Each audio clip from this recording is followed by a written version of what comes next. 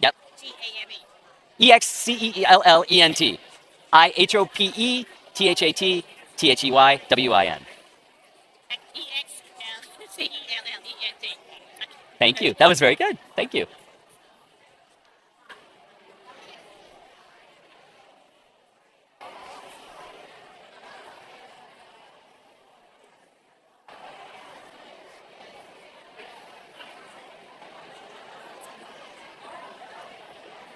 If you have not switched, switch.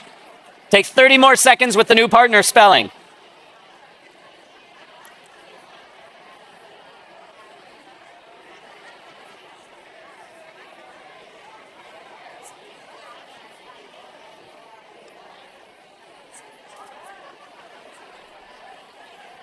GREAT exclamation point.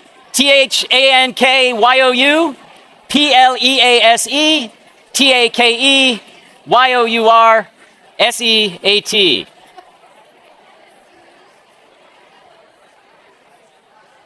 So what did we learn? What did we learn? Besides that we're not so good at spelling. You have to pause between the words. How did this change your interaction with the person you were interacting with? What did you have to do? Focus and listen. And you can't be thinking ahead. You have to be in the moment. When you listen and truly understand what the person is trying to say, then you can respond in a better way, a more targeted response. We often don't listen. So we start by getting out of our own way. We then reframe the situation as an opportunity. Those are things we do inside our head. But in the moment of interacting, we have to listen first before we can respond to the spontaneous request. Perhaps my most favorite maxim comes from this activity. Don't just do something, stand there. Listen, and then respond. Now, how do we respond? That brings us to the fourth part of our process. And that is, we have to tell a story. We respond in a way that has a structure. All stories have structure. We have to respond in a structured way. The key to successful spontaneous speaking, and by the way, planned speaking, is having a structure. I would like to introduce you to two of the most prevalent and popular and useful structures you can use to communicate a message in a spontaneous situation. But before we get there, we have to talk about the value of structure. It increases what is called processing fluency, the effectiveness of which or through which we process information. We actually process structured information roughly 40% more effectively and efficiently than information that's not structured. I love looking out in this audience because you will remember, as I remember, phone numbers. When you had to remember them if you wanted to call somebody. Okay, young folks today don't need to remember phone numbers. They just need to look at a picture, push a button, and then the voice starts talking on the other end. 10-digit phone numbers, it's actually hard to remember 10-digit phone numbers. How did you do it? You chunked it into a structure, 3, 3, and 4. Structure helps us remember. The same is true when speaking spontaneously or in a planned situation. So let me introduce you to two useful structures. The first useful structure you have probably heard or used in some incarnation. It is the problem, solution, benefit structure. You start by talking about what the issue is, the problem. You then talk about a way of solving it, and then you talk about the benefits of following through on it. Very persuasive, very effective. Helps you as the speaker remember it, helps your audience know where you're going with it. When I was a tour guide on this campus many years ago, what do you think the single most important thing they drilled into our head? It took a full quarter, by the way, to train to be a tour guide here. They used to line us up at one end of the quad and have us walk backwards straight, and if you failed, you had to start over. To this day, I can walk backwards in a straight line because of that. As part of that training, what do you think the most important thing they taught us was?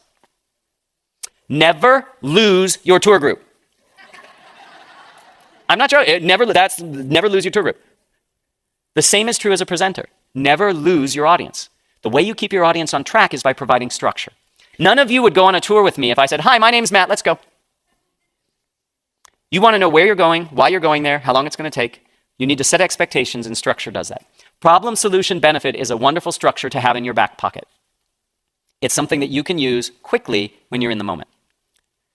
It can be reframed so it's not always a problem you're talking about. Maybe it's an opportunity. Maybe there's a market opportunity you want to go out and capture. It's not a problem that we're not doing it, but maybe we'd be better off if we did. So it becomes opportunity, solution, which are the steps to achieve it, and then the benefit. Another structure, which works equally well, is the what, so what, now what structure. You start by talking about what it is. Then you talk about why it's important, and then what the next steps are. This is a wonderful formula for answering questions, for introducing people. So if I'm in the moment somebody asks me to introduce somebody, I change the what to who. I say who they are, why they're important, and what we're going to do next. Maybe listen to them, maybe drink our wine, whatever, right? What, so what, now what? The reality is this: when you are in a spontaneous speaking situation, you have to do two things simultaneously. You have to figure out what to say and how to say it. These structures help you by telling you how to say it. If you can become comfortable with these structures, you can be in a situation where you can respond very ably to spontaneous speaking situations. We're going to practice, because that's what we do. Here's the situation. Is everybody familiar with this child's toy? It's a slinky. Okay? You are going to sell this slinky to your partner using either problem, solution, benefit, or opportunity, solution, benefit. What does the slinky provide you? Or you could use what, so what, now what? What is it? Why is it important? And the next steps might be to buy it. Okay? So by using that structure, see how already it helps you? It helps you focus. Get with your partner, and we're only going to have one partner sell to the other partner. Okay? So get with your partner. One of you will volunteer to sell to the other. Okay? Sell a slinky using problem, solution, benefit, or what, so what, now what. Please begin.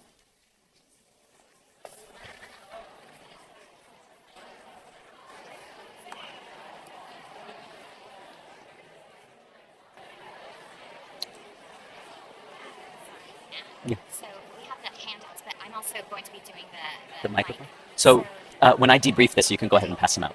Does that make sense? After Q&A? No, after this activity. Okay, and then after that we'll do Q&A. Correct.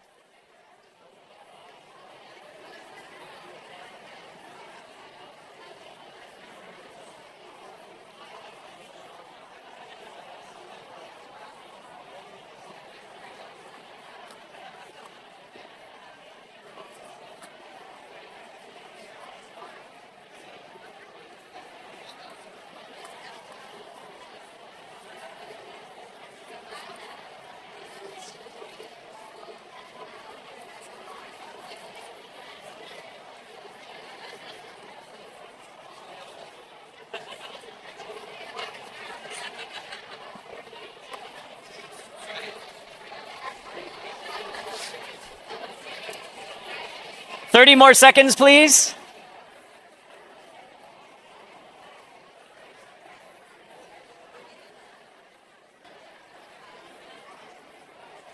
Excellent. Let's all close the deal, seal the deal.